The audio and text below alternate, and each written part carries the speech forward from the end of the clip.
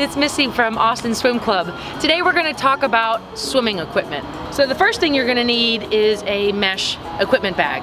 This is something that can keep everything in one spot. It just keeps it all organized for you. So the most basic pieces of equipment that you're going to want to have are going to be caps and goggles. And there are different types. You're going to have a latex cap, which is thinner and it's cheaper.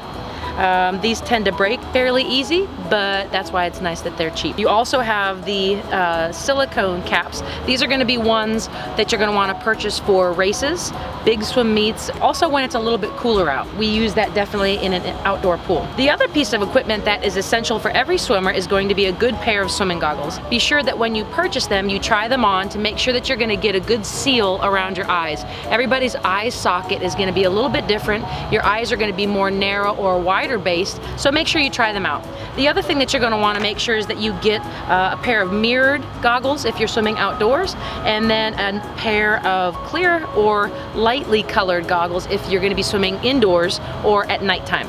The next piece of equipment that's going to be essential for every swimmer from young to old is going to be a kickboard.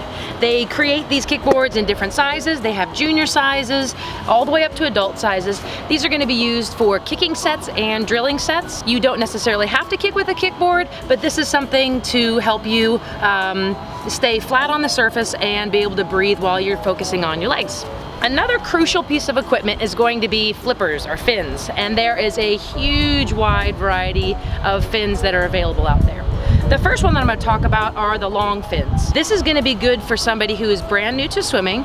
It's going to give you a little bit more giddy up to keep you up on the surface, keep your hips up, keep your feet up, and going to give you a little bit more power. Some kids who are not strong enough to move the amount of water that's created when you push with a long fin, you may want to actually cut off maybe 2 to 3 inches off the end of it. That is going to make it easier for someone who's newer to swimming or a little bit weaker in their legs to be able to get a faster tempo for their kick and get full use out of the fins.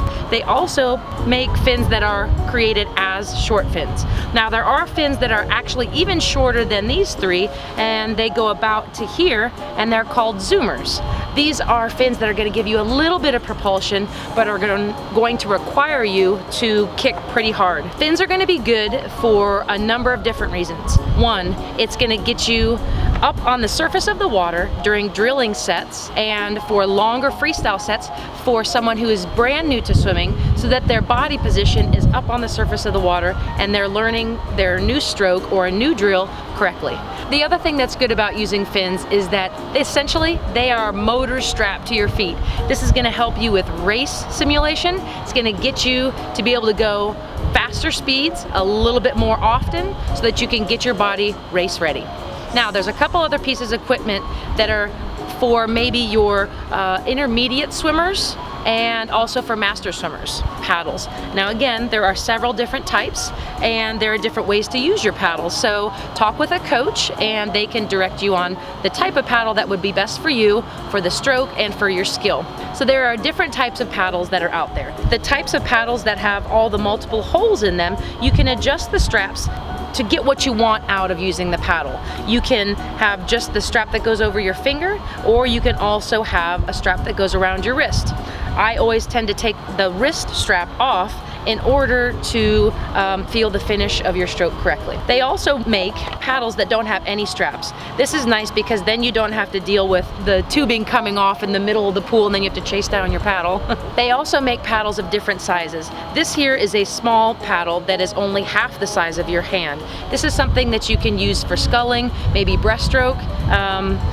It's a great tool to use. It's not something for everybody. If you're starting paddles for the first time, I would recommend using a paddle that is the size of your hand, not any larger. I've been using paddles for a number of years, so this paddle is slightly larger than my hand.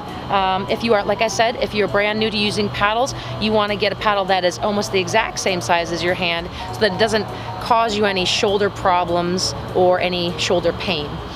If you do have shoulder injuries, I do not recommend using paddles as it's going to put more strain and stress on your shoulders and you don't want to further injure yourself. Going along with using paddles is going to be a pull buoy. A pull buoy comes in different sizes for people who are larger all the way down to children. A pull buoy is used in between your legs, above your knees. It also can be held in your hands during drills. This is a tool that is used so that you can focus on just using your arms and training your arms for sculling and pulling sets. What you don't want is you don't want to use this pull buoy as a crutch. A lot of people get tired, and then midway through a set they might use the pull buoy to help get their hips up near the surface. That's okay sometimes, but you don't want to always use that as a fallback. What you need to make sure that you are doing when you use a pull buoy is that you're tightening up your core so that the buoy supports your hips and keeps it in a steady position. You don't want your body fishtailing while you use a buoy. Another piece of equipment that's used for some of the more advanced swimmers, but we also introduce it with our kids who are in the intermediate level, is a snorkel. Now this is different than a snorkel that you might use out in the Caribbean, you know, looking at the pretty fishies and everything. Then it's going to be right in front of your forehead, in between your eyes.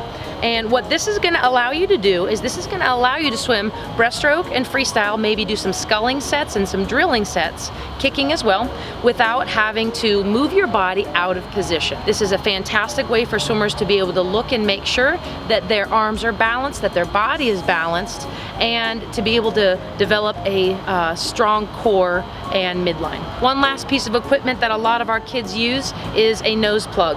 What you're going to want to do is you're going to want to make sure you find one that has wire so that you can adjust it to fit the size of your nose. A lot of kids will use these for backstroke sets and for kicking sets. You also can use a nose plug when you are learning how to use a snorkel. Sometimes breathing in and out of the snorkel is a little confusing, and blocking your nose with a nose plug helps you learn it a little bit quicker. The reason a lot of people will use a nose plug for backstroke is it helps you come off the water in a straight line, and you're not going to be getting water up your nose. If you have any questions about the equipment that's going to be right for you, ask a coach or come by and we'll help you out. Thanks. That Evie, Evie, especially if her name is Evie.